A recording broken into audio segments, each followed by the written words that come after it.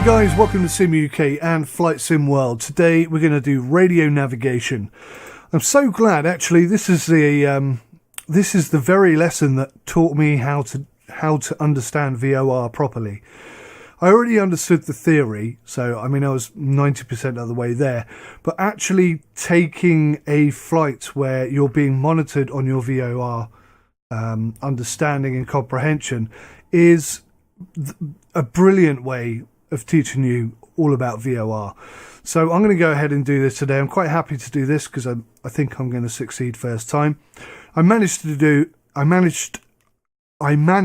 to complete this first time round the first time I flew, so hopefully the same will apply today. Let's see how we get on. Today you'll learn how to get back home using only the navigation radios. You have control of the airplane. Fly straight and level, heading 240 degrees at 6,500 feet at 90 knots. How do we navigate with radios? 3 letters, VOR. VOR stands for VHF Omnidirectional Range, which is a radio system that lets you navigate along invisible paths extending from VOR stations on the ground. You'll use 2 types of equipment for VOR navigation. You'll use the navigation radios to tune VOR frequencies. The NAV1 and NAV2 radios are located on the right side of the 2 ComNav radios at the top of the radio stack in the center of the instrument panel. You'll then use the VOR indicator to see your position relative to a particular course to or from the tuned VOR station. In this airplane there are 2 VOR indicators, one for each navigation radio. This allows you to triangulate your position and to smoothly turn from one course to another. Take a look at the second VOR indicator just to the left of the radios in the second row of instruments. To fly along a particular course, you'll rotate the Omni Bearing Selector, or OBS knob, until that course is at the top of the indicator. If the little triangle on the right side of the indicator is pointing up, it means flying the same heading as the selected course will take you to the VOR station. If the triangle is pointed down, flying the same heading as the selected course will take you away from the station. The NAV2 radio is currently tuned to the Flagstaff VOR, and the course is currently set to 240. The course deviation indicator needle shows the airplane's position relative to that course, and the 2-stroke from flag tells you whether flying that course will take you to or from the tuned VOR station. Right now the flag is indicating from, so if we fly the selected course 240 degrees, we'll head away from the VOR station. To fly the selected course, turn to that heading and notice where the needle is. If the needle is deflected slightly to the left like it is now, it means that the selected course is to your left. When the needle's to the right, the course is to the right. And when the needle's straight up and down, it means you're on course. You're above altitude. Try to maintain 6,500 feet. Make a slight left turn to intercept the 240 degree course from the VOR station. The heading of 200 should do the trick.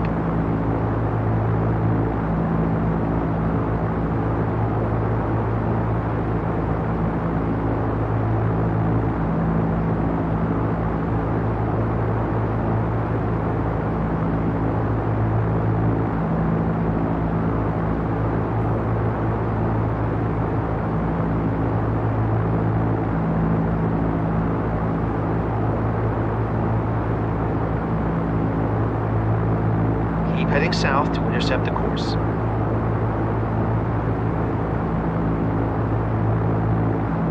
Good, we've intercepted the course. Turn right back to a heading of 240 degrees to hold this course.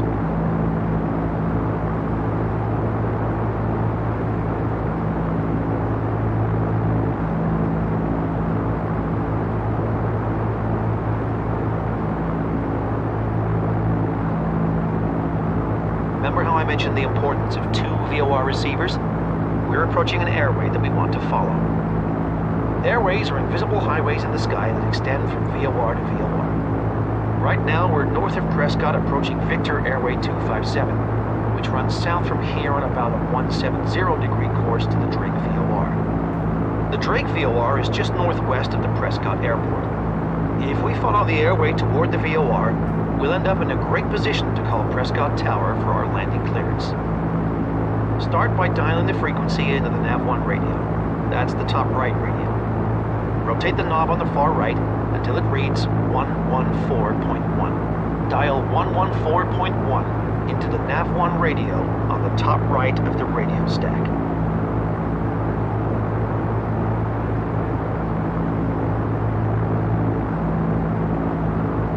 Good. Now, to actually use the frequency, we'll have to swap it from standby to active. Press the frequency transfer button just to the left of the frequency knob now. Press the frequency transfer button on the Nav1 radio. Good. Now select the course to fly. On the right side of the top row of instruments is the VOR1 indicator. Rotate the OBS knob until 170 degrees is set at the top of the indicator. Good, you're all set. Now just wait until the needle centers. As soon as it does, turn left to a heading of 170 degrees to fly that course to the Drake VOR. The needle is alive. Hold your heading until we get closer.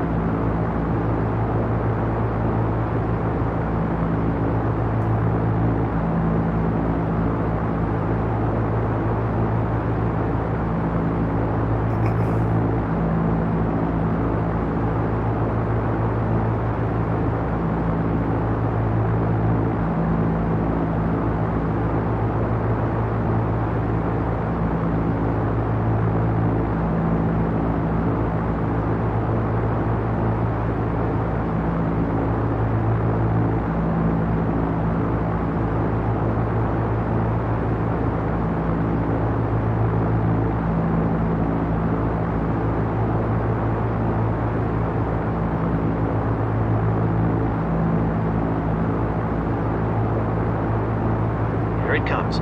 Start turning to 170 degrees now. Send and maintain 6,500 feet. Hold 6,500. You're above that.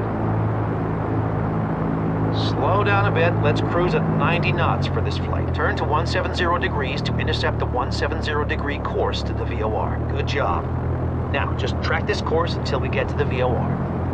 As we get closer, the needle will get more sensitive, so do your best to keep it exactly lined up. If the needle moves left, turn left slightly until it centers, then turn back to 170 degrees to track it. You're above altitude. Try to maintain 6,500 feet.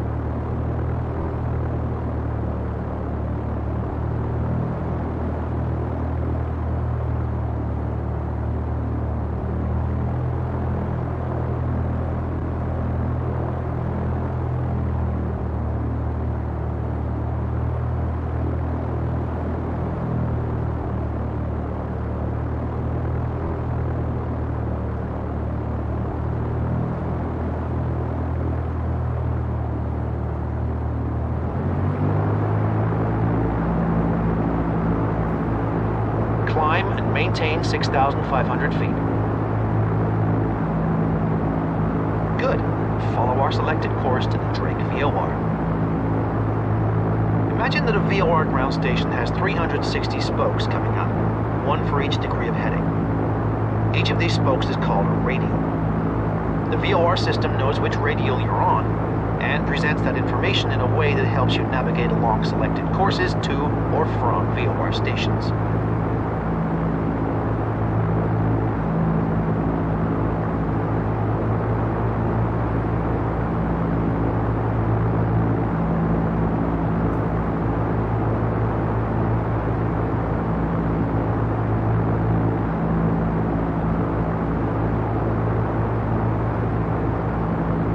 Below altitude, hold 6,500 feet.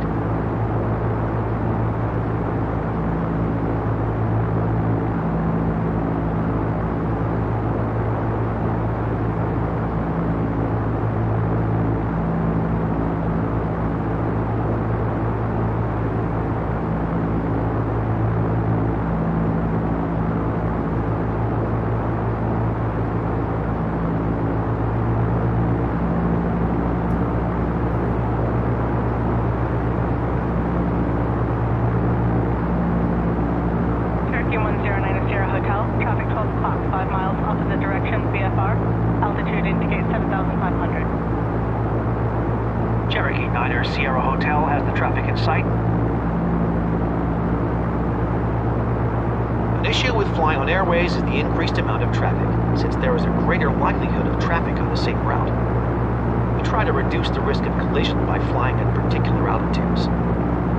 That traffic is at 7,500 feet, probably because he's heading in an easterly direction and flying under visual flight rules. While cruising, traffic flying on easterly headings between 360 and 179 degrees should fly on odd-numbered thousands of feet. Traffic on westerly headings between 180 and 359 degrees should fly on even-numbered thousands of feet. Your left of course. Try to keep the course deviation indicator needle centered. Aircraft flying under instrument flight rules flying on the thousands, while aircraft flying visually fly on the thousands plus 500 feet. The rule only applies to aircraft flying more than 3,000 feet above ground level. We're lower than that, so it doesn't apply to us, though generally, it's a good idea to stick to it anytime you're cruising.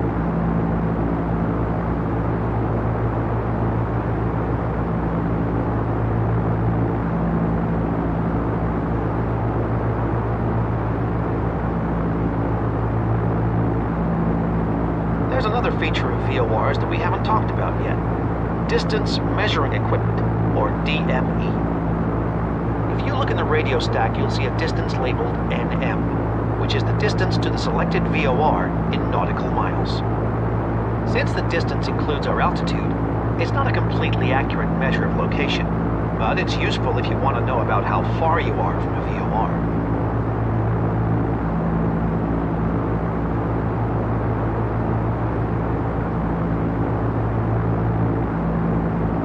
We're approaching Prescott's airspace, so I'll call out the tower and get our landing clearance. Prescott Tower, Cherokee 109er Sierra Hotel is 7 miles northwest, inbound for landing. We're practicing VOR tracking. Request overflight of the airport to land on 30. Send and maintain 6,500 feet. Cherokee 109er Sierra Hotel, Prescott Tower. Prescott altimeter 299er2. It's a slow day. Request approved. Report 2 miles west. We'll report 2 miles west. Cherokee 9er Sierra Hotel.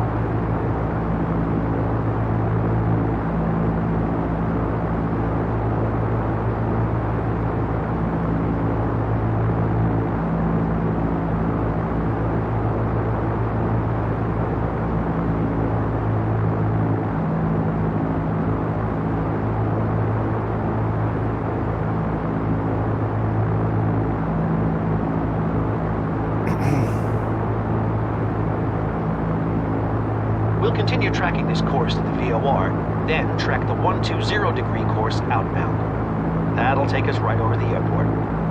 Oh, one important point. There's an area directly above a VOR where the signal drops off. This is called the cone of confusion.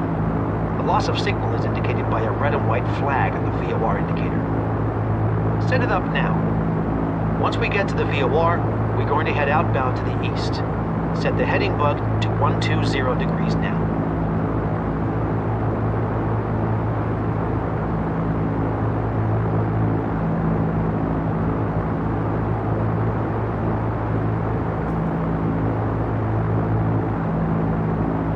Turn the heading bug to 120 using the knob on the heading indicator. Good. We're approaching the VOR.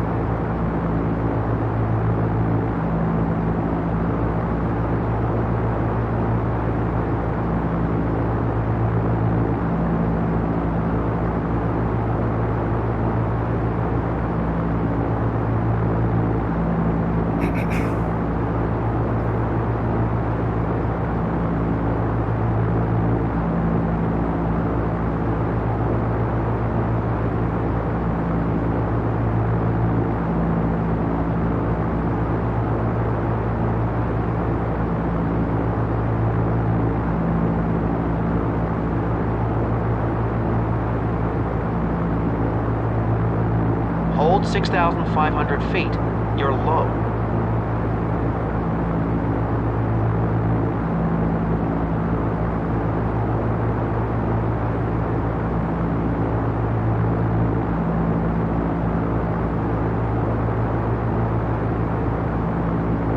Here comes the cone of confusion.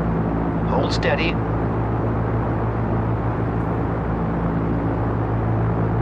Climb and maintain 6,500 feet. There goes nav mode. Turn to 120 now. Good. Now that we're turning, rotate the OBS knob to select 125 degrees.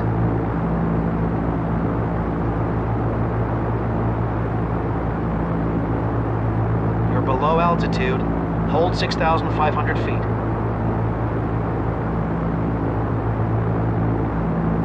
Turn the OBS knob to set a course of 125 now. Alright, we're receiving the VOR signal again.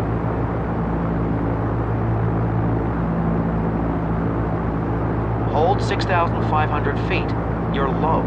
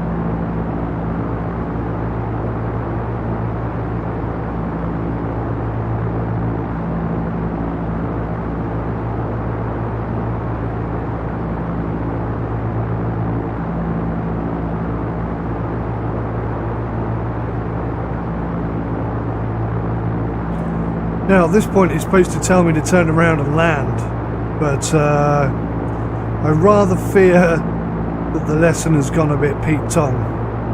Now I got myself a bit distracted in the middle, forgot that I was flying VOR and was just sticking to the heading bug. So to be fair, I wasn't a brilliant pilot anyway today, but pretty sure that this mission has fallen on its arse and now doesn't know what the hell it's doing. So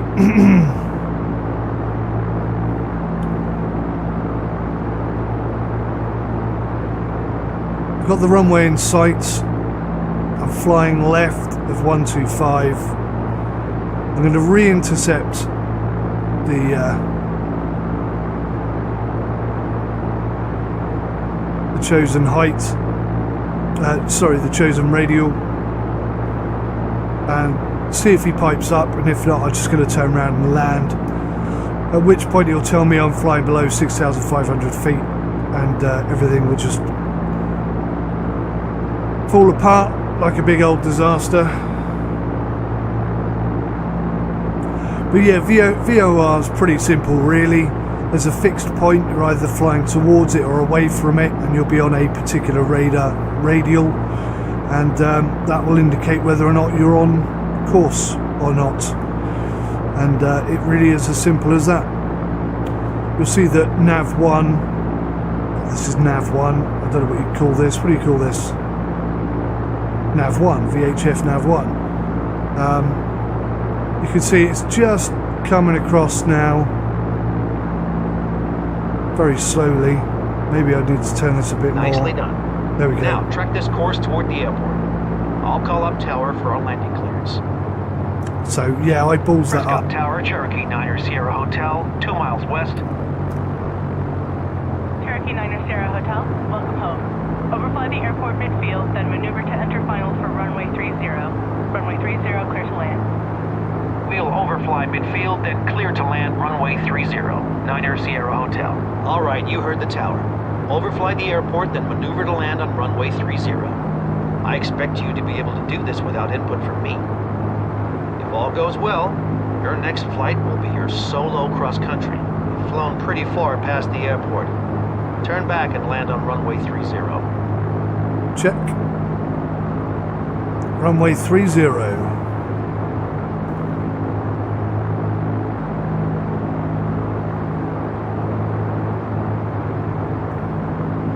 Now we're going to have to come all the way across to get back onto the correct radial.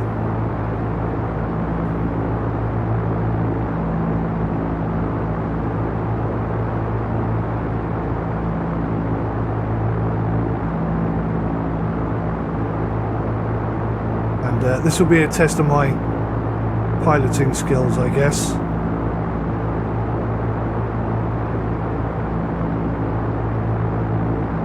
I'm going to hit the flaps just because we're quite close, and I definitely need to be dropping speed here and height.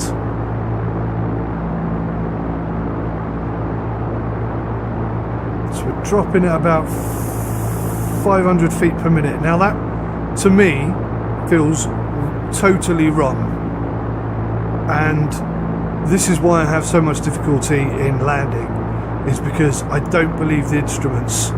Second notch of flaps. But I know that I need to.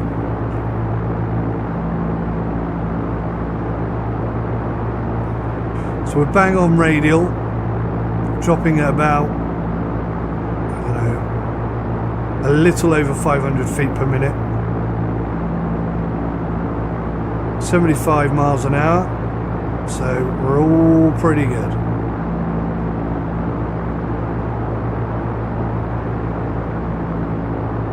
I think we're a bit high, so I'm just going to ease off the power a tad. I'd rather come in high than low. I've come in low way too many times. But I think we're lined up pretty well.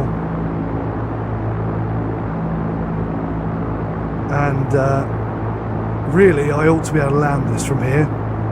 This is about as perfect a setup as you could possibly get. Still a bit high, dropping throttle down to reduced height.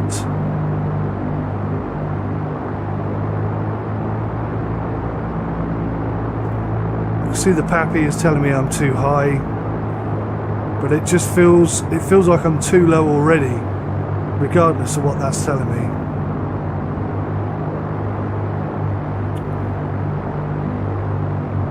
Third notch of flaps.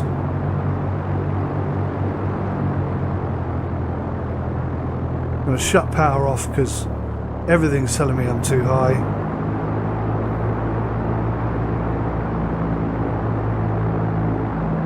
There we go. On the glide slope, coming in. It's going to be pretty nice, but we're not going to be centre.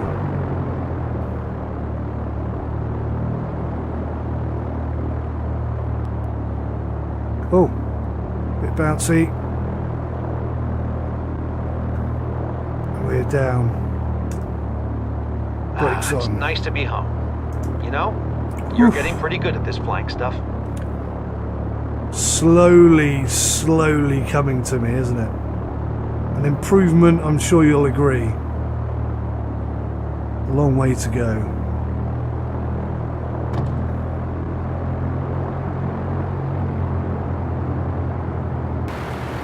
Well, looks like you're getting the hang of this. Tomorrow you'll be on your own for your solo cross-country flight. Okay guys, so for the solo cross-country flight, I have failed it 6 or 7 times now. I can fly straight to the runway. I've flown over the runway 100 times. I should have kept that footage because it's quite funny. But to be honest with you, I have yet to manage to get the wheels down on the runway at all. I don't know what it is. I'm doing something wrong. I might even have to upload to you guys a failure so that you can explain to me how I'm getting it so badly wrong.